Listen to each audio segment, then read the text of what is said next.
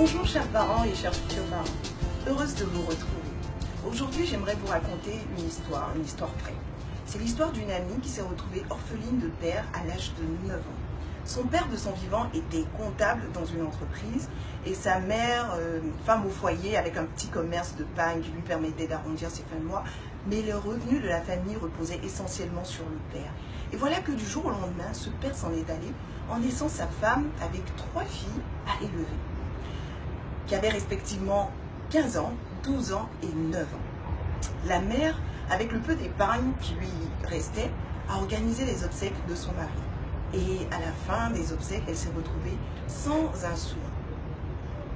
Dans les mois qui ont suivi, elle s'est mise à percevoir la pension de son mari qui se levait à 30 000 francs CFA. 30 000 francs CFA, ça fait 45 €.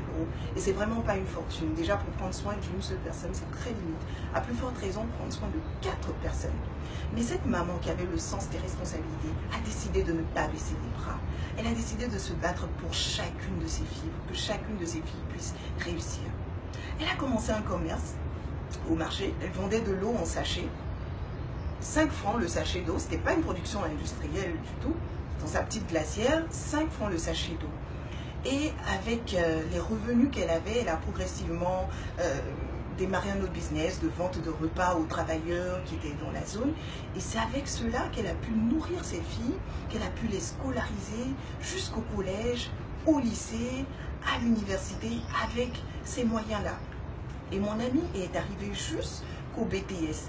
Un fait marquant dans cette histoire, c'est que quand mon amie a eu le BTS, sa mère aurait pu lui dire ben, c'est bien, tu as un diplôme, va chercher du travail et puis vole tes propres ailes. Non, sa mère a tenu à ce qu'elle aille jusqu'en école d'ingénieur. Et aujourd'hui, mon amie est ingénieur télécom dans une grande entreprise. La scolarité en école d'ingénieur coûtait plus d'1 million de francs CFA par an. Et elle a payé cette somme pendant 3 ans juste avec son petit business de repas. Ce qui est aussi marquant dans cette histoire, c'est que la mère même, à un niveau scolaire, elle s'est arrêtée en classe de 5e. Elle aurait pu se dire, ok, je vais essayer de pousser mes filles pour qu'elles aient juste le bac. Après, elles vont essayer de se débrouiller avec de petits boulots, peut-être qu'elles vont m'aider à vendre au marché et à manger. Mais non, elle leur a donné le meilleur d'elle-même. Elle s'est sacrifiée pour que ses filles puissent réussir. Et aujourd'hui, mon amie parle de sa mère avec tellement de fierté.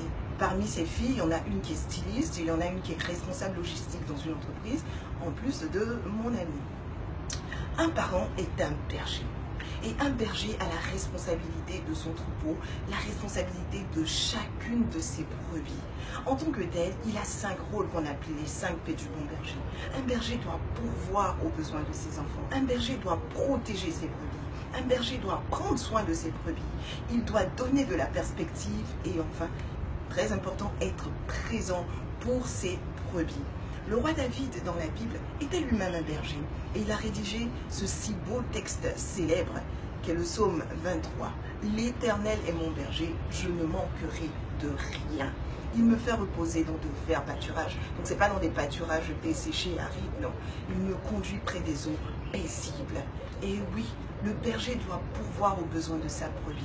Il faut pourvoir aux besoins physiologiques. Et ça, c'est le niveau 1 de la pyramide de Maslow. Manger, boire, dormir, se vêtir, avoir accès à des soins quand il est malade, ils sont malades les enfants, c'est la base. Ensuite, il faut pouvoir aussi à la scolarité des enfants. Il faut leur offrir, il faut leur donner une instruction qui va leur permettre demain de se prendre en charge et de voler de leurs propres ailes. Et quand on pourvoit, il ne suffit pas de le faire mécaniquement. On a dit qu'il faut manger, donc voilà le plat, mange. Tu dois aller à l'école, ok, va dans telle école. Non, il faut donner le meilleur en fonction des moyens qu'on a. Choisir la meilleure école pour ses enfants. Il faut choisir les meilleurs vêtements pour ses enfants en fonction des moyens qu'on a. Il ne s'agit pas d'aller emprunter de l'argent ou de mendier, non. En fonction des moyens qu'on a. Offrir la meilleure alimentation, le meilleur cadre en fonction des moyens qu'on a pour ses enfants. C'est ce qui va contribuer à leur épanouissement. Autre chose qui est très importante, qui contribue à l'épanouissement des enfants, c'est le jeu. Les enfants ont besoin de jouer. Et un jouet n'a pas la même définition pour un adulte que pour un enfant. Pour un enfant en bas âge, un jouet, c'est un carton. Un carton, un adulte voit en un carton quelque chose qu'il faut mettre à la poubelle, mais un enfant, il y voit une maison, un train, une voiture.